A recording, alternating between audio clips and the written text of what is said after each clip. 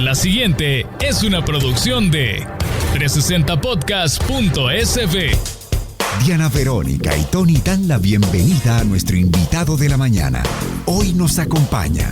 Estamos listos para la entrevista con Diana Verónica y Tony. Recuerde que la entrevista con Diana Verónica y Tony ya la puede escuchar en diferentes plataformas de audio: Spotify, Google Podcast, Apple Podcast, Amazon Music y TuneIn. Y es que ahora somos parte de tres... ¿Algo pasó ahí? Es que creo que el doctor, como está transmitiendo de su computadora y también del iPhone, estoy viendo, entonces hubo ahí una retroalimentación, pero ya está. ¿Ya se pasó el iPhone? Ya me pasé al iPhone, sí, porque la computadora no sé qué problemitas tengo aquí, que no me funciona el audio. Pero bueno, ya está. Mira, y yo creo, Diana, si no mal recuerdo, ese adorno que tiene ahí atrás y está en Cuco, doctor. No. Sí, ahorita aquí estoy. Vea. Saludos, sí, doctor. Hasta Cuco. Saludos, Se le envidia, doctor. Se le envidia. Mire, denos el reporte del clima. Bueno, mire, aquí está soleado, está claro, cielos totalmente celestes, una temperatura que anda alrededor de los 80, bueno, en grados Fahrenheit. Ajá. Fahrenheit. Y cómo se llama, y hay un vientecito bien sabroso. Agradable, una brisa agradable. Una brisa agradable, sí, está muy agradable aquí. Qué bueno. Un saludo al doctor Alfonso Rosales, ya lo dijimos, es nuestro invitado epidemiólogo, ¿verdad? Así es, y salubrista. Epidemiólogo y salubrista. Diana Verónica, tú decías de que, bueno, también estamos ahí en 360podcast.sv y en todas las plataformas donde la gente nos puede escuchar. En efecto, y recuerde que 360 Podcast está en las redes sociales. En Instagram, en Facebook nos encuentra como @360podcastsv y en Twitter @360podcast_sv. Todos los días subimos la entrevista, así que dele clic a la campanita para que usted reciba la notificación una vez la entrevista esté arriba. Doctor Alfonso Rosales, qué gusto saludarle. Cada vez que hay estos momentos neurálgicos, porque en pandemia seguimos, ¿verdad? Pero estos momentos neurálgicos en medio de la pandemia COVID-19, pues acudimos a profesionales como usted para poner en su verdadero contexto la situación, pero sobre todo, doctor, hacer de esta entrevista algo práctico, ¿verdad? Que la información, algo utilitario. Exacto, que la información que usted nos da y que compartimos con toda la audiencia, pues nos sirva para protegernos de la COVID-19. El título de la entrevista, así como lo publicitamos desde ayer, es una pregunta, Diana Verónica. ¿Es Omicron el inicio del final de la pandemia? Y es una pregunta con la que comenzamos haciéndosela al doctor Alfonso Rosales. Sí, gracias Diana, gracias Tony por la invitación. Siempre es un placer estar con ustedes. Bueno, mire, hay algunas personas algunos expertos, ¿verdad?, que están teorizando que a lo mejor el Omicron y sus características genómicas potencialmente podría ser un final de la pandemia, pero entrando en una zona endémica, ¿verdad? O sea, que la enfermedad se convirtiera en una enfermedad endémica. El problema es de que no sabemos mucho acerca del Omicron todavía. Uh-huh. Perdón, doctor, antes de continuar, ¿qué significa que pasemos de una pandemia a una enfermedad endémica? Bueno, que en la pandemia está relacionado con una epidemia, ¿verdad? Un alza súbita de un incremento súbito de casos a nivel mundial. Eso es lo que es una pandemia. Cuando entramos en un estado endémico, quiere decir de que nosotros y el virus aprende a convivir, ¿verdad? Es como la gripe. La gripe es una enfermedad endémica. Sí hay mortalidad por influenza, por gripe, pero no es una enfermedad de que cause la magnitud de casos ni la magnitud de muertes que está causando el Omicron. Okay. El virus de la influenza es un virus que ha estado con nosotros, bueno, son varias variantes las que porque cada año hay que cambiar la vacuna, ¿verdad? Y es lo que se está pensando que se va a tener que hacer con el coronavirus con el SARS. Pero es una enfermedad que ya la esperamos todos los años, generalmente está asociada con las estaciones de lluvia o de frío, causan mortalidad más que todo en el adulto mayor, pero en la población en general no es fatal, ¿verdad? Okay. Entonces ahí es cuando llegamos a un estado endémico, o sea que aprendemos a convivir y el virus también se adapta a convivir con nosotros. Estaba diciendo, Tony, que el problema es que no se sabe si este es el fin de la pandemia para que se convierta en una enfermedad endémica, porque no conocemos mucho del Omicron, doctor.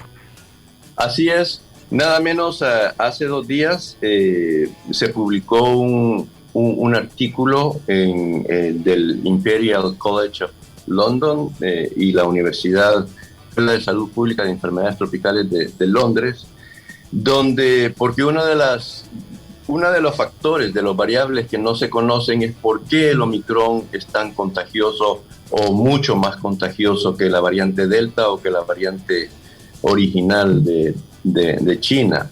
Y entonces habían 2 teorías. Una teoría era de que la espícula S, que es la organela que tiene el virus para penetrar la célula, había variado, había mutado, tenía mutaciones que la hacían mucho más efectiva en penetrar la célula.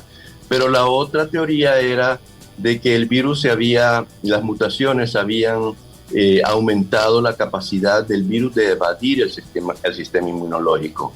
Y por ello es de que las personas, aunque estuviesen vacunadas o que ya habían padecido de la enfermedad con otra variante, seguían teniendo riesgo para contagiarse. Y en este estudio lo que los investigadores encontraron era que los títulos de anticuerpos neutralizantes estaban 4 veces disminuidos cuando el Omicron atacaba en comparación con la variante Delta. O sea que esto está demostrando de que el Omicron es mucho más capaz de evadir nuestro sistema inmunológico cuando se compara con la variante Delta, y esta podría ser la causa de por qué es tan contagioso. En este mismo estudio, ellos hicieron una prueba con la Pfizer y encontraron que 90 días después de la tercera dosis, con esta vacuna, específicamente con la vacuna Pfizer, la eficacia de protección para la enfermedad severa declinaba en el Delta de 99 a 95, pero en la variante Omicron disminuía del 99 al 78%. O sea, de que esto nos está demostrando, primero, que el refuerzo es importante, especialmente para aquellas poblaciones vulnerables, y segundo, de que el Omicron tiene una mayor capacidad de evadir el sistema inmunológico de nuestro organismo. Doctor, usted ayer dio unas declaraciones, las pasamos a través de Noticiero Teleprensa, donde decía que lo que se nos viene o lo que estamos viviendo ya no es una ola, sino un tsunami. Algunos modelos matemáticos de la Universidad de Washington, la Universidad Francisco Gavidia en nuestro país, decían de que el pico de este tsunami, que usted ha calificado así, podría andar por ahí del 24-26 de enero. 9 de cada 10 nos contagiaríamos con Omicron, y esto significaría, y ahí viene mi pregunta, inmunidad de rebaño, doctor, y eso haría que pasemos de la fase de pandemia a algo endémico.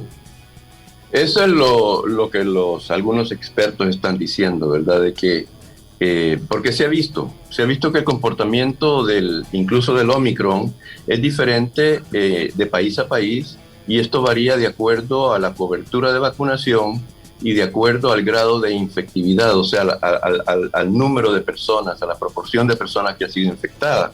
Por eso es que se está previendo o se está proyectando que países como China, donde su estrategia ha sido cero coronavirus, y por lo tanto la proporción de la población que se ha infectado con el coronavirus es baja, los picos de esta pandemia van a ser mucho más altos, ¿verdad?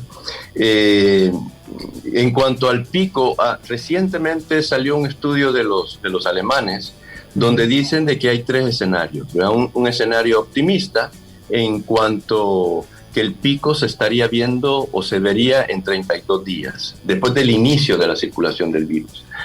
Hay un escenario intermedio en el cual el pico se alcanza a los 38 días después de que entra la variante, y luego tenemos el escenario severo, que es cuando tenemos que el pico se alcanza a los 45 días después del ingreso del virus. Entonces hay 3 escenarios y dependiendo de la duración para alcanzar el pico, así va a ser el número de contagiados, así va a ser el número de hospitalizados y así va a ser el número de personas que van a fallecer. Ayer el ministro de Salud, el doctor Francisco Alaví, doctor Rosales, decía, primero pues que hacía constar que sí ya había circulación de la variante Omicron en el país, pero decía que desde diciembre, tomando en cuenta estos estudios matemáticos de Alemania que usted menciona, y que andan entre escuché el 31 y 41 días, ¿verdad? Por ahí andan. Estaríamos hablando que si esto comenzó en diciembre, lo que no sabemos a partir de cuándo, podría ser que el pico en el país podría andar entre o los últimos días de enero o los primeros de febrero, doctor, la primera quincena de febrero. Así es, ¿verdad? Mire, como aquí no se hace vigilancia genómica en el país, y el ministerio tampoco se preocupó de mandar muestras a Panamá o a Costa Rica, que son los 2 únicos países de Centroamérica que pueden hacer vigilancia genómica. Pero por la evidencia clínica, por la evidencia del comportamiento de la curva, y gracias a los reportes del doctor Solano, por ejemplo, nosotros creemos de que la variante Omicron entró al país a finales de diciembre, o sea, la última semana de diciembre. Y efectivamente, si tomamos en cuenta el estudio alemán que nos dice que puede ser un periodo entre 32 y 45 días, entonces andaríamos más o menos primera semana de febrero, o los últimos, o la tercera o cuarta semana de febrero para alcanzar el pico. Esto va a estar influenciado primero por la cobertura de vacunación en el país, que es una cobertura bastante satisfactoria, ¿verdad? Con la salvedad de que hay estudios, por ejemplo, hay un estudio que acaba de salir de Hong Kong, donde nos dice que la vacuna Coronavac, la vacunación completa, o sea, las 2 dosis de Coronavac, protegen 0 contra la variante Omicron. O sea, según este estudio, aunque estemos vacunados con las 2 vacunas de la Coronavac, no tenemos protección contra el Omicron, según este estudio específico de Hong Kong. Pero también tenemos otros estudios, y hay un estudio de Malasia, donde también nos dice que la Coronavac, después de 3 a 5 meses, disminuye su protección sustancialmente. Entonces, de ahí la importancia de que las personas que tengan 2 dosis y que solo tengan y que hayan sido vacunados con la Coronavac, es importante que estas personas se pongan la tercera dosis. Si es de Coronavac, la tercera dosis no importa, pero que se la pongan, porque esto les va a estimular el sistema inmunológico y van a aumentar en cierto grado su protección contra esta nueva variante. Pero si se quedan con las 2 dosis, según los estudios, según los reportes que estamos teniendo, la Coronavac no los va a proteger contra el Omicron. Creo que algo favorable es el hecho de que el refuerzo, la tercera vacuna, por lo que yo he escuchado y observado, es con la vacuna Pfizer. Pfizer y Moderna, compañero. Pfizer y Moderna han estado poniendo, sí. Bueno. Doctor, hay algo que no entiendo y me gustaría que tratáramos de interpretar esta actuación del gobierno central de decir hasta ayer que Omicron en efecto clínicamente circulaba. Sabían que circulaba desde diciembre, pero lo venía negando el ministro de Salud. Creo que en temas como este que estamos viviendo, la información, la transparencia y que todos sepamos dónde estamos parados es importante. También hay algo que no comprendo, y es que las medidas de relajación en las fronteras, en el aeropuerto, no pedir la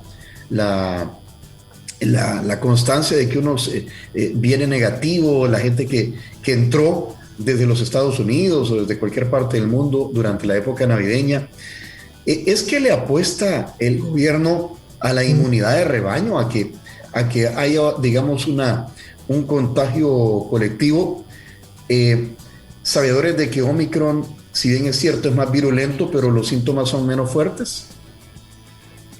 Mire, voy a tratar de responderle a su primer punto, el punto de la transparencia en la información. La información a la ciudadanía en cualquier epidemia, dentro de los cánones de salud pública o de enfermedades infecciosas, es fundamental, ¿verdad? No se puede controlar una epidemia si no hay una participación masiva de la población que adopte, que escuche, que siga las normativas de los expertos, ¿verdad? Las normativas del Ministerio de Salud. Si el Ministerio de Salud no provee esa información, ya sea porque la desconoce o porque tienen una agenda política, están poniendo en serio riesgo a esa población, ¿verdad? Yo creo de que el rol del Ministerio de Salud es prolongar la vida de las personas, de sus ciudadanos, y mejorar la calidad de vida de esa población. Si el Ministerio de Salud no está haciendo su trabajo de vigilancia, ya sea por incompetencia o ya sea porque están siguiendo una agenda política, estamos en serios problemas en este país, ¿verdad? Y el hecho de que en estos momentos se nos diga de que la variante Omicron entró al país en diciembre y que ellos lo sabían, mas sin embargo estaban diciendo de que no había evidencia, cerraban el hospital para pintarlo, etcétera, etcétera. A mí me parece un error muy serio, ¿verdad? Para la salud de todos nosotros, porque eso le ha dado tiempo al virus para aumentar su circulación. O sea, si la ciudadanía hubiese estado consciente de que el Omicron ya había penetrado en El Salvador y que estaba circulando en diciembre, yo creo que la ciudadanía hubiera tenido un comportamiento diferente alrededor de las fiestas de diciembre, ¿verdad? El hecho de que no se les informó, de que no se nos informó, aunque ya varios de nosotros estábamos diciendo de que la cuarta ola ya estaba con nosotros, pero la gente, o sea, le tiene más credibilidad, o sea, y así debiese de ser, ¿verdad? El Ministerio de Salud debería de tener toda la credibilidad de la población, pero con este tipo de actitud, primero pierden su credibilidad totalmente y segundo, ponen a esta población en un serio riesgo. Y por eso es que estamos hablando de que lo que se nos avecina no es una ola, sino que es un tsunami, ¿verdad? Por el otro lado, también se relajaron las medidas y se relajó la población, pero también el gobierno, de una intervención totalmente castrante que hicieron a inicios de esta pandemia, se vienen ahora, evolucionan a quitar las manos, ¿verdad? O sea, decir, miren, este problema es de ustedes y vean cómo lo resuelvan, porque así es la actitud que yo veo de este Ministerio de Salud. Entonces, yo en lo personal siempre dije de que el quitar, el flexibilizar el carnet de vacunación a la entrada del país era un error. Más sin embargo, yo siempre he sido de la opinión que pedir un PCR a una persona para que entre a un país no tiene ningún impacto, ¿verdad? Es un impacto más a la economía, al bolsillo de la persona, y también un impacto a la economía del país, porque van a haber personas que no van a tratar de venir al país por esa razón. Y entonces, en conclusión, con respecto a la relajación de las medidas, hay algunas de estas medidas que sí se han demostrado que son efectivas, y esas se debieron de haber mantenido o imponerlas cuando ellos se dieron cuenta de que el Omicron ya estaba circulando en el país. Y hay otras medidas que son cuestionables y que en mi opinión técnica no deberían implementarse porque hacen más daño que proteger. Doctor Rosal, por ejemplo, perdón, Diana Verónica, adelante, como doctor, por ejemplo, adelante. ¿cuáles? Uh-huh. Como por ejemplo, ¿cuáles medidas ya no son útiles? Por ejemplo, el pedir el PCR a la entrada de un país, eso se ha demostrado de que tiene que hacerse, para que sea efectiva esa medida, tiene que hacerse sincrónicamente. Todos los países vecinos tendrían que hacerlo. Y lo otro es de que efectivamente se haya identificado la zona donde ese pico de casos ha ocurrido, para poder hacer un cordón sanitario y mantenerlo dentro de esa zona. Pero eso es imposible de hacer, ¿verdad? Entonces, la evidencia nos está diciendo que el solicitar o el pedir una prueba de PCR o prueba rápida para la entrada a un país no va a evitar que una nueva variante entre. Uh-huh.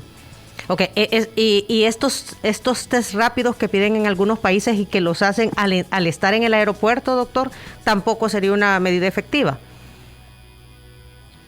Mire, el test rápido, haciéndolo en el aeropuerto, yo creo que sería más efectivo que pedir un PCR que tiene una vida media o una ventana de 72 horas, ¿verdad? Hacer un test rápido a la entrada, aunque... Y tienen una sensibilidad alta y tienen una especificidad alta, aunque siempre hay falsos negativos, uh-huh. Pero sí podría ser una medida más efectiva que solicitar un PCR. Ajá. Y lo otro, doctor, es que hemos escuchado, y esto yo lo entiendo, todos los días va cambiando, que la variante Omicron, la prueba saldrá positiva hasta tener síntomas. O sea, si yo he estado con una persona que está positiva, y vengo y me hago la prueba hoy o me la hago dentro de 5 días, pero no tengo síntomas, lo más probable es que me salga negativa. Mire, eso no es del todo cierto, ¿verdad? Porque hay personas asintomáticas, hay personas que tienen Omicron, que son contagiadas por Omicron y no presentan síntomas. Más sin embargo, esta persona es contagiosa. Entonces, lo que se pide o la recomendación es de que si usted ha estado en contacto con una persona que ha salido positiva, ya sea por PCR o por prueba rápida, que usted haga una cuarentena, espere de 3 a 5 días y se haga la prueba, ¿verdad? Pero después del contacto, esperar 3 a 5 días para hacerse la prueba. Entonces ahí está la ventana en la cual tiene usted mayor probabilidad de que si la prueba es positiva, tenga mayor chance de que en realidad sea positiva. ¿Me entiende? O sea, si usted se la toma si usted se la toma un día después de que ha sido contagiada o de que ha estado en contacto con una persona que ha salido positiva, las probabilidades de que esa prueba le salga positiva son nulas. Entonces hay que esperar de 3 a 5 días. Pero en ese interín de tiempo hay que tener el cuidado para no contaminar o contagiar al resto de personas, ¿verdad? Entonces, justamente por ahí viene la recomendación del Colegio Médico a través de un comunicado publicado ayer. Dice que una persona que ha estado en contacto con un caso confirmado y es asintomática no debe hacerse la prueba en los 2 o 3 días después de su exposición, porque estaría desperdiciándola. La prueba de antígeno debe hacerse al menos 5 días, como usted lo está diciendo, doctor, después de su exposición. Exacto. Le preguntaba esto, doctor, también por el tema de las pruebas al entrar al aeropuerto, al llegar al aeropuerto, ¿verdad? Que también sería poco efectivo en el sentido de que si acabo de tener contacto con alguien positivo y me la hago en ese momento en el aeropuerto, pues voy a salir negativa. Pero ya estando en el territorio, ¿verdad? 5 días después, si me la vuelvo a hacer o si presento síntomas, seguramente estaré positiva. Entonces, eso de las pruebas en realidad es poco efectivo, como usted mencionaba. ¿Qué deberíamos de estar haciendo, doctor? Tanto de manera individual como a nivel institucional. ¿Qué deberíamos estar haciendo ante la situación actual? Pues mire, a nivel institucional, lo que debería de estar haciendo el Ministerio de Salud es, primero, tener una estrategia de comunicación que sea transparente, que esté basada en la realidad, y que sin generar pánico, sí genere un cambio de comportamiento de la población, tanto a nivel individual como a nivel colectivo. Eso por un lado. Por el otro lado, otro de los roles del ministerio es de tratar de hacer o de implementar un sistema de vigilancia efectivo para poder identificar en qué zonas geográficas el virus está circulando con mayor magnitud. Y entonces de esa manera tratar de tener mecanismos de contención localizados a nivel de municipio, a nivel de cantón, ¿me entiende? Pero sí un sistema de vigilancia que esté a nivel de toda la geografía de nuestro país. Y para eso el Ministerio de Salud, como bien lo dice el doctor Clará, que ha estado escribiendo mucho acerca de este tema, el Ministerio de Salud debería de incrementar su tasa de testeo, ¿verdad? Hasta el momento, incluso con el aumento de ayer de 2.000 a 3.000, es una tasa totalmente inefectiva para poder hacer una vigilancia como se debe de hacer, una vigilancia epidemiológica, para tener mecanismos efectivos y poder contener la circulación de este virus. Por lo menos, aunque la curva no se va a aplanar, sí mantener esa curva con picos más bajos de lo que se nos viene para proteger el sistema de salud, ¿verdad? Porque ese es uno de los objetivos principales en aplanar la curva, proteger el sistema de salud y que no se nos vaya a colapsar. Ayer platicábamos con la directora ejecutiva de la Asociación Nacional de la Empresa Privada, Leonor Selva, y la ANEP estaría recomendando que volvamos a este sistema en el que estamos trabajando y haciendo esta entrevista, ¿verdad? Ya incluso la próxima semana, pues Diana Verónica volvería a estar desde su casa, al menos hasta que pase esta ventana de tsunami que usted ha dicho, doctor, que podría, por el comportamiento de Omicron, ir descendiendo por ahí de dónde, de enero o febrero. Así es, ¿verdad? Hay una serie de medidas que se pueden hacer. Una es, por ejemplo, fomentar el teletrabajo, ¿verdad? Pero recordemos que en nuestra economía hay una gran proporción de personas que no pueden hacer teletrabajo, ¿verdad? Les es imposible. Entonces también hay que buscar mecanismos para esas personas que no pueden hacer teletrabajo para protegerlas y disminuir su riesgo de contagio. Hay otras medidas, por ejemplo, Costa Rica ha implementado una medida que se ha evidenciado que tiene mucho impacto y es disminuir la circulación vehicular, ¿verdad? Entonces ellos lo que hacen es que, por ejemplo, permiten la circulación de vehículos desde las 5 de la mañana hasta las 8 de la noche. Pero luego en el interín de 8 a 5 de la mañana ahí no se puede circular. Y eso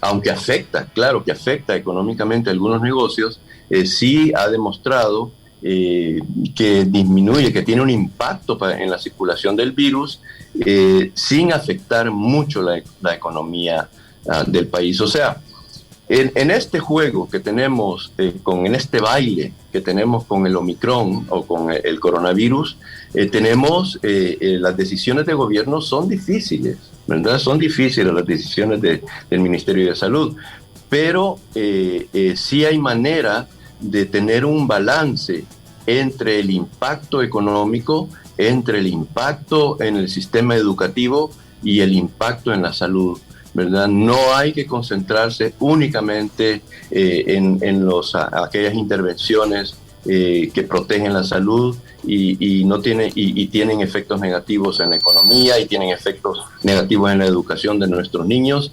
Hay que buscar un balance, ¿verdad? Y en ese balance hay que estar bien informado, porque día a día se están produciendo estudios que nos están mejorando nuestro entendimiento de cómo confrontar a este virus. Pero si las personas que están liderando nuestra respuesta no se mantienen informadas, estamos en serio riesgo. Doctor Rosales, en estos momentos está iniciando el año escolar también, ¿verdad? El Ministerio de Educación, la última directriz es que podía darse en modalidad semipresencial, presencial, o sea, de semipresencial y luego a la virtualidad. Conozco de centros escolares que comenzaron ayer y lo están haciendo así, de manera virtual. ¿Es momento de mantener la educación de manera virtual, doctor, mientras pasa esta ola, por lo menos hasta febrero? Sí, mire, yo creo de que ese tipo de decisiones, por el impacto que tienen, porque el impacto que estamos teniendo en una generación de niños es un impacto tremendo, ¿verdad? Lo que están dejando de aprender, eso va a tener efectos sociales y va a tener efectos económicos a largo plazo en nuestro país. Entonces, las decisiones que tiene que tomar el Ministerio de Salud tienen que ser unas decisiones fundamentadas en estudios que se hagan y tratando no de tomar una decisión radical de decir, ok, toda va a ser la educación virtual, porque eso sabemos que la educación virtual, primero, no todos los niños tienen acceso a esa educación virtual. Segundo, se ha demostrado y hay evidencia de que tiene impacto en el nivel de conocimiento de estos niños, en su desarrollo educacional, tiene impacto en su salud mental y tiene otra serie de impactos negativos cuando la comparan con la educación presencial. Entonces, el objetivo del Ministerio de Salud tendría que ser cómo se logra tener una educación presencial, pero con intervenciones que reduzcan el riesgo tanto al profesor como a los alumnos. Ya sabemos por múltiples estudios que la población infantil, por lo general, si se ve contagiada con el coronavirus, va a tener una enfermedad leve, ¿verdad? La mortalidad en la población infantil y la tasa de hospitalización en mortalidad en población infantil es extremadamente baja. Entonces hay que buscar, ¿verdad?, diferentes maneras de poder mantener a toda costa esta educación presencial. Hay países que lo han logrado. El mismo Estados Unidos tuvo el día de ayer más de 500,000 casos, ¿verdad?, nuevos de coronavirus. Mas, sin embargo, la educación en los Estados Unidos se mantiene a nivel presencial. Ok. Hablemos podrían darse nuevas variantes. Hoy decía el ministro de Salud que Omicron no tendría que ser necesariamente la última variable del coronavirus, doctor. Así es, en eso sí coincidimos con el señor ministro. Nada menos, existen ahora mismo 3 subvariantes del Omicron. Está la variante B1, que es el Omicron actual, que está dominando, la variante dominante ahorita en el mundo, pero también tenemos la subvariante B2 y la subvariante B3. La B3 no se ha detectado que sea una variante que tenga mayor capacidad de contagio ni mayor virulencia, pero a la variante B2 se le está estudiando porque se ha visto que tiene algunas mutaciones que podrían conferirle cierta ventaja sobre la variante dominante actual. Entonces, quiere decir que el mismo Omicron está teniendo hijos y que algunos de estos hijos podrían salir con unas capacidades mejores para tener capacidad de contagio o para evadir el sistema inmunológico, que nos pondrían en serios aprietos. Entonces, ¿que el Omicron es el final de la pandemia? No lo sé, ni creo que nadie lo sepa, pero yo creo que mejor pecar de cauteloso y pensar que esta no va a ser el final de la pandemia, sino que continuar con los estudios y continuar con las indicaciones que hace la Organización Mundial de la Salud y el CDC. Generalmente, ¿cómo se comportan estos virus? Es decir, ya dijo usted, pueden tener otros hijitos de virus, pero pueden aumentar de ser contagiosos, pero pegarle menos al ser humano, más si está vacunado con los refuerzos, poco lo que está pasando ahorita. Así es, ¿verdad? Y que los casos letales son aquellos que no se han vacunado. Así es, ¿verdad? La evolución natural de cualquier virus es hacia la benignidad. Y me refiero a que al virus no le conviene matar a su huésped. El virus no puede vivir sin nosotros. Entonces, matarnos a todos nosotros sería un suicidio para ese virus. Entonces, lo que a él le conviene es volverse más contagioso, porque así se mantiene replicándose, pero menos virulento. O sea, darle una enfermedad a esta persona con síntomas leves, sin matarla y sin meterla en el hospital. Porque acuérdese, también al virus no le conviene que la persona se vaya al hospital. ¿Por qué? Porque esa persona se está saliendo de la circulación, ¿verdad? Lo estamos metiendo en un hospital y esa persona ya no va a tener la capacidad de de contagiar a otras personas. Entonces, al virus lo que le conviene es mantener a la persona afuera del hospital y viva. Entonces, esa es la evolución natural de los virus, ¿verdad? Hacerse más benignos. Hacerse huéspedes del ser humano al final del día, doctor. Exacto, como el catarro común. Acuérdense, los otros 4 coronavirus que tenemos circulando, que son familiares de este coronavirus, son virus que son endémicos, ¿verdad? Que no nos producen muerte, que no nos producen catarritos y cosas así. Solo en casos excepcionales. A ese nivel es que quiere llegar este SARS. Doctor, y hablemos de las vacunas. Las vacunas se tienen que estar regenerando también, ¿verdad? Porque ya usted mencionaba, la CoronaVac, pues se ha demostrado que la segunda dosis, a pesar de tener 2 dosis, pues la ante Omicron es nula o casi nula. ¿Qué se sabe sobre las vacunas? ¿Se están desarrollando nuevas vacunas? Mire, al momento, tanto la Pfizer como la Moderna están ya desarrollando nuevas vacunas que incluyan las nuevas mutaciones que tiene este Omicron. Eso es lo que están haciendo. Recordemos, por ejemplo, la influenza. En la influenza cada año se cambia la vacuna, ¿verdad? Porque cada año la cepa dominante o la variante dominante del virus de la influenza cambia. Y entonces hay que estar prediciendo cuál va a ser el cambio y cuál va a ser la variante dominante, y así de esa manera poner la vacuna A o la vacuna B. Entonces todos los años se cambia el tipo de vacuna que nos ponen para la prevención de la influenza. Yo creo que esa va a ser la manera en que tendremos que abordar este virus en el futuro, ¿verdad?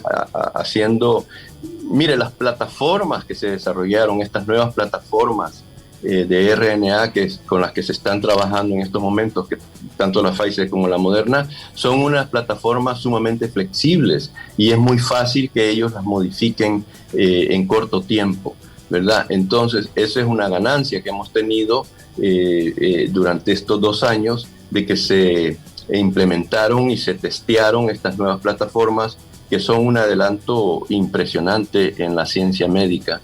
Y yo creo que va a ser uno de los instrumentos, una de las plataformas que nos va a ayudar a solventar este problema. Cuando habla de las plataformas, significa de que pueden hacer mejoras a las vacunas que ya están circulando de manera rápida, ¿eso significa? Y adaptándose a las nuevas variantes del virus. Exacto. Cuando yo hablo de plataformas, estoy hablando de vehículos, ¿verdad? ¿Cuál es el vehículo que vamos a utilizar para introducir en nuestro cuerpo el componente del virus que queremos exponer ante el sistema inmunológico? Entonces, los diferentes vehículos, el nuevo vehículo que tenemos, el último modelo, es esta plataforma de RNA mensajero que se ha demostrado que es la forma más fácil y más efectiva de competir con este virus. Doctor, le voy a hacer una pregunta. A 2 años y la Juana de que estamos en esto de la pandemia del coronavirus, pero es que todavía hay negacionistas de las vacunas. Para no ir muy lejos, acabamos de ver el caso de Novak Djokovic. Por ejemplo, con la telenovela que hubo con el torneo allá en Australia. Pero creo que uno de los argumentos de este deportista es que él no quiere introducir a su cuerpo agentes extraños que no han sido comprobados un poco nos decían, Diana Verónica, que han ido muy rápido antes de... Es que no hay estudios suficientes. Que no hay estudios suficientes. Y todavía hay gente que cree que cree ese punto, que mantienen ese punto. Yo conozco gente que no se quiere vacunar. A estas alturas, ¿es un argumento que se sostiene o se cae por sí mismo? No es un argumento que se sostiene. Mire, el problema cuando comparamos el desarrollo de una vacuna, por ejemplo, la vacuna de la Pfizer o la vacuna de la Moderna, el tiempo que se tomó para desarrollar esa vacuna y lo comparamos con el tiempo que se tomó para desarrollar la vacuna del polio, hay una gran diferencia, ¿verdad? Esta se tomó 1 año, la polio se tomaron 20 años para desarrollar esa vacuna. Pero ¿por qué? Eso es lo que tenemos que entender. ¿Por qué se tardó 20 años para desarrollar el polio y 1 año para desarrollar la Moderna o la Pfizer? Primero, la inversión de dinero. La inversión de dinero que hubo para producir estas vacunas fue inmensa, ¿verdad? Todos los países pusieron dinero, las fundaciones pusieron dinero, o sea, el componente económico jugó un papel importante, ¿verdad?, en disminuir el tiempo en el cual está para la producción de esta vacuna. Lo otro, cuando hablamos de la vacuna del polio, estamos hablando de 1950. Ahora estamos en 2021. Eso fue hace 70 años. En 70 años la medicina ha venido caminando a pasos gigantescos, ¿verdad? Entonces también tenemos que tomar en cuenta que las metodologías científicas que tenemos en este momento son mucho mejores que las de antes. Entonces, pero el hecho es de que el mismo proceso que se utilizó para producir la vacuna de la polio y para decir de que era una vacuna segura es exactamente el mismo proceso que se ha tomado para decir que la vacuna Pfizer o Moderna son efectivas y que son seguras. ¿Me entiende? Entonces no hay argumento, porque lo único que cambió fue el tiempo de producción. Okay. Pero el tiempo de producción fue debido a componentes a diferentes componentes que tenemos en este momento cuando lo comparamos con hace 50 años. Que no existían antes. Doctor, ¿y qué piensa de los medicamentos? Pfizer y Merck ya están, ya les aprobaron, ¿verdad?, estas primeras pastillas de uso doméstico contra la COVID-19. No, si los medicamentos son algo esencial, ¿verdad?, para contener esta epidemia. El problema que tenemos ahora, Verónica, es el problema de inequidad, ¿verdad? Tanto de las vacunas como de los medicamentos. Estos dos instrumentos tan valiosos para contener la epidemia están siendo utilizados únicamente por los países ricos, ¿verdad? Y el acceso que nosotros tenemos como país en vías de desarrollo. O en vías de desarrollo, las limitaciones son fuertes, ¿verdad? Uh-huh. Yo creo que eso es una de las cosas que hizo muy bien este gobierno, asegurar la cantidad de vacunas, la disponibilidad de vacunas, a través de hacer estos contactos con las casas comerciales y no apoyarse únicamente en las Naciones Unidas. Ok. Tony, tenemos varias inquietudes de nuestros amigos a través del WhatsApp. Carlos Recinos nos dice, hablar de inmunidad de rebaño dejó de ser factible desde que hay segundos e inclusive terceros recontagios en personas. Sí, hay muchas personas que ya pasan, doctor, de que han tenido la COVID-19 al menos en 2 ocasiones. No, así es. En mi misma familia, ayer mi hijo me estaba contando que le dio de nuevo el coronavirus. O sea que sí. Hay muchas personas que se está reinfectando. Y no me extrañaría que haya de terceras también, ¿verdad? Daniel desde Houston nos dice, Delta y Omicron salen a marchar y nadie les dice nada. Dice, o sea, la cantidad de contagios se refiere él, ¿verdad? Que el virus anda circulando.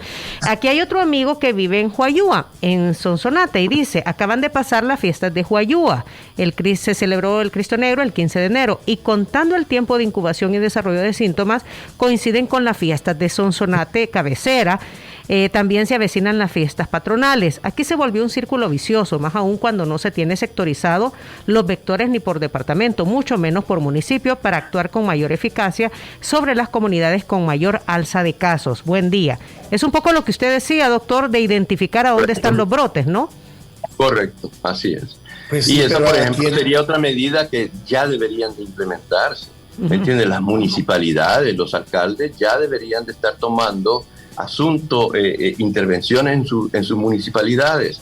O sea, no podemos comportarnos en una forma normal todavía, ¿me entiendes? No se puede tener ¿a qué alcalde le entra en la cabeza? O sea, a mí, que traigan a Maelo Ruiz a un concierto, un carnaval.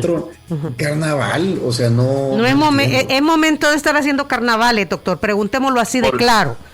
Por supuesto que no. Una de las principales intervenciones que tenemos que implementar en estos momentos, y esa es una intervención que solo los gobiernos, ya sea locales o del gobierno central, pueden implementar, y es el restringir las aglomeraciones. No podemos seguir teniendo partidos de fútbol con llenos completos del estadio. Esas cosas no se pueden hacer, es que no estamos en tiempo normal. Y ese es el problema. Ese es el sábado, problema. Que me disculpen del arzobispado, pero el sábado hay una beatificación en un acto con un templete.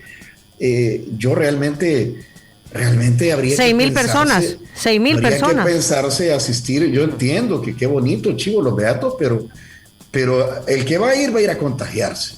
Exacto. ¿Podría venir otra dosis? Pregunta Néstor López, doctor.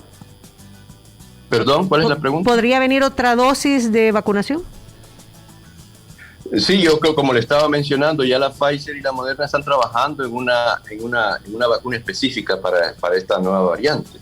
Entonces yo creo de que todos nosotros ya vamos a entrar en un proceso de estarnos vacunando. Lo que no sé es si la vacunación va a ser anual o si la vacunación va a ser semestral, ¿verdad? Por el momento lo que estamos viendo es que las vacunas tienen un efecto que va entre 3 y 6 meses. Entonces, yo me inclino a pensar que a lo mejor nos vamos a tener que vacunar 2 veces al año. Como la influenza. Sí, es una incógnita de cuán duradera es la inmunidad que nos da la vacuna, ¿no? Como la influenza, que es también 2 veces al año. Ernesto Araniva, favor confirmar si es cierto que el ministro de Salud acaba de asegurar que ya hay un caso de flurona en el país. Era un niño, ¿verdad, Tony? Que tiene influenza y tiene COVID. Sí, es correcto. Dice que ya te busco la información porque lo mandó ahí al grupo de WhatsApp. Son las 9 de la mañana con 1 minuto, Diana Verónica. Aquí, solo quiero, aquí hay más preguntas y comentarios. Canadá ya aprobó nuevo tratamiento con pastillas Pfizer, nos dice aquí Vladimir Lobato, Douglas Escalante. ¿Qué tan cierto es que mucha gente se queja que aquí ponen vacunas vencidas? Bueno, mire, la verdad es que ya se había recomendado que a las vacunas, por ejemplo, de la Pfizer y de la Moderna, de la fecha de vencimiento se le dieran 6 meses más, ¿verdad? Ajá. Entonces, hay seguridad de que todavía se pueden utilizar 6 meses después de que se hayan vencido. ¿Y la Pfizer para niños ya está en el país? Eso no lo sé. No, ¿verdad? No sé, no hay información. Como usted decía hace un momento, doctor, necesitamos más información para tomar mejores decisiones. Muchísimas gracias. Doctor, de manera individual, ¿qué debemos hacer? Bueno, de manera individual tenemos que seguir con la utilización de la mascarilla, tenemos que evitar asistir a aglomeraciones de personas, tenemos que mantener el distanciamiento físico mayor de 2 metros, tenemos que tratar de mantener nuestra burbuja y limitar esas mezclas de burbujas y las intervenciones de higiene, ¿verdad? El lavado de manos. Lo mismo que hemos estado haciendo, tenemos que seguir haciendo, lo único es que tenemos que recomenzar a hacerlo de nuevo. Bueno, doctor, muchas gracias por su tiempo, como siempre, por ser un colaborador, no solamente para Diana Verónica y Tony, sino que para toda nuestra audiencia. Muchísimas gracias. Un saludo hasta el oriente del país, ¿verdad? Y a cuidarnos, Vamos a ver qué sucede y cómo se va comportando esto, que ya dijo usted, es un tsunami y no queremos nosotros estar ahí en la espuma, ¿verdad? Hay que estar protegiditos. Ni que nos caiga en la espalda, Tony, tampoco. No, tampoco. ¿Verdad? Ni que nos lleve de encuentro. Saludos también a José Batres, quien está pendiente a través de la transmisión de Facebook Live. Al final de cuentas, somos toda la población la que debe hacer conciencia y seguir las medidas. Yo creo que esa es la conclusión. Doctor Rosales, qué gusto. Muchísimas gracias, Diana. Muchísimas gracias, Tony, por invitarme. Y siempre estoy a la disposición para colaborar con ustedes. Muchísimas gracias. A ver, cuando hacemos la entrevista presencial, Tony, pero allá, en Cuco, allá podemos mantener el distanciamiento. Claro que sí, aquí pueden venirse. Mira, yo tengo una duda. Fíjate que en la foto del perfil de WhatsApp del doctor, usted es surfer, doctor.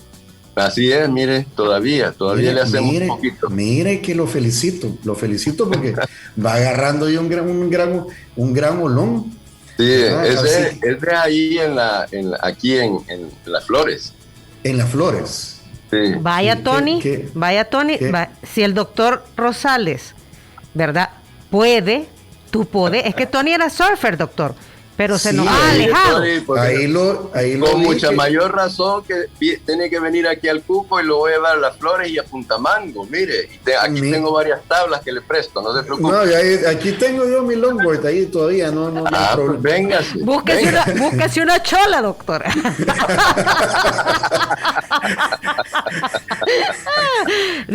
La más chola y la más fuerte, por favor.